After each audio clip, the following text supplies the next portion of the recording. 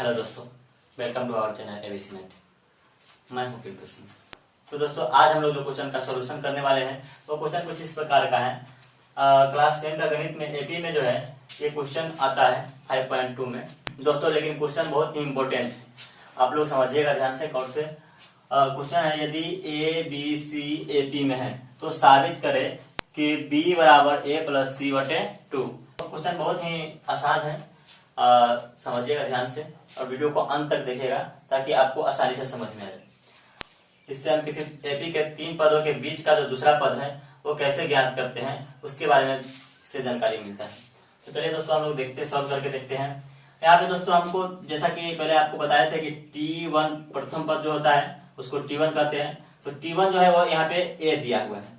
इस प्रकार से दूसरे पद को हम T2 से डिनोट करते हैं। तो T2 जो है वो हमको B दिया है और यहाँ पे T3 बराबर जो है हमको C दिया है। इस प्रकार से हमको दे दिया है। तो चलिए दोस्तों, हम लोग इसको अब सॉल्व करते हैं। तो हम जो है सार अंतर ज्ञात करने का तरीका जो हमें पता है वो दूसरे पद में से पहले पद को घटाएंगे तो सार अंतर ज्ञात हो जाएगा, या फिर तीसरे पद में से दूसरे पद को घटाएंगे तो भी सार अंतर हमको ज्ञात हो जाएगा। तो उसी का हम लोग यहाँ पे इस्तेमाल करेंगे। तो लिखेंगे D बराबर T2 माइनस T1, ये इसका फॉर्मूला होता है सार्वंतर निकालने का। तो T2 जो है हमको यहाँ पे B है तो B लिख देंगे घटाओ, और T1 जो है हमको यहाँ पे A है, इसको हम समीकरण 1 मान देंगे। और फिर D बराबर जो हम फिर से ज्ञात करेंगे तीसरे पद में से दूसरे पद को घटा करके। यहाँ पे फिर से लिखेंगे, फिर D बराबर T3 माइनस T2। T3 जो है दोस्तों यहाँ पे C दिया है तो C लिख देंगे और घटाओ। T2 जो है यहाँ पे B है तो B लिख दिया और इसको हम समीकरण 2 मान देंगे। क्योंकि दोनों D का ही मान निकाले हैं दोनों तरीका से, तो इसको हम ऐसे भी लिख सकते हैं, समीकरण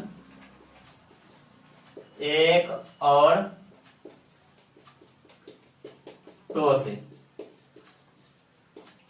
यहाँ पे भी D का मान ही निकला है और यहाँ पे भी D का ही मान निकला है, तो हम इसको इतना बराबर इतना लिख सकते हैं। तो लिखेंगे B घटाओ A बराबर C घटाओ B। इस प्रकार से हम लिख सकते हैं। तो यहाँ पे B प्लस में है, यहाँ पे B माइनस में, तो माइनस में इसको बराबर के साइड ट्रांसफर कर लेंगे तो ये प्लस में हो जाएगा, और यहाँ पे A माइनस में है तो इसको बराबर के साइड ट्रांसफर कर लेंगे तो ये भी प्लस में हो जाएगा।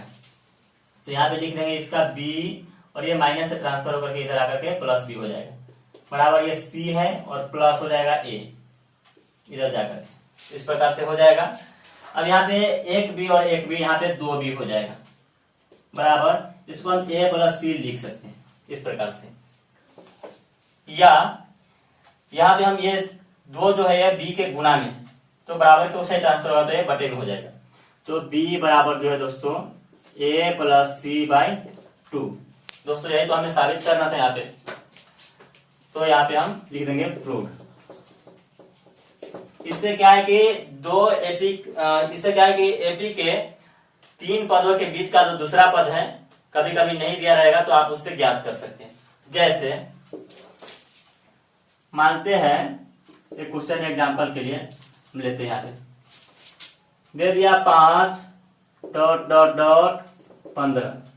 हमें बीच की संख्या प्राप्त नहीं है, बीच का जो पद है वो हमको पता नहीं है, तो कैसे ज्ञात करेंगे। तो मान लेते हैं कि वो बीच का संख्या जो है B है, और मान लेते हैं कि ये A है, और मान लेते हैं कि ये C है। जैसे यहाँ पे है A B C, तीन पद है, तो मान लेते हैं कि ये A है जो पता है, B है जो नहीं पता है, और C है जो पता है। तो हम B बराबर लिखेंगे सूत्र जो है यहाँ से उठा करके A प्लस C बाई 2। यहाँ पे A plus C by 2। A का मान जो है हमको 5 है तो 5 लिख देंगे, और प्लस C का मान जो है 15 तो 15 लिख देंगे बाई 2। अब दोस्तों इसको जोड़ेंगे तो 20 हो जाएगा, बट्टे 2 काटेंगे तो 10, यानी यहाँ पे जो B का मान जो है हमको 10 प्राप्त हो जाएगा। इस प्रकार से भी हम इसको ज्ञात कर सकते हैं। हम एपी के व्यापक रूप का उपयोग न करके हम इस सूत्र का उपयोग करके भी हम बीच का पद जो है ज्ञात कर सकते हैं दोस्तों। तो आज इतना है दोस्तों। तो दोस्तों उम्मीद करते हैं कि एपी के 3 पदों के बीच जो रिक्त स्थान होता है वो दूसरा पदों का ज्ञात करने का ये फॉर्मूला आपको समझ में आ गया होगा और ये साबित करने का तरीका भी समझ में आ गया होगा। तो वीडियो को लाइक कीजिए, कमेंट कीजिए और शेयर कीजिए ताकि आपके दोस्त जो नहीं जानते हैं वो इसके बारे में जान पाए। और चैनल को सब्सक्राइब कीजिए और घंटी का बटन दबाइए ताकि अगला अपडेट आप तक सबसे पहले पहुंचे। धन्यवाद दोस्तों।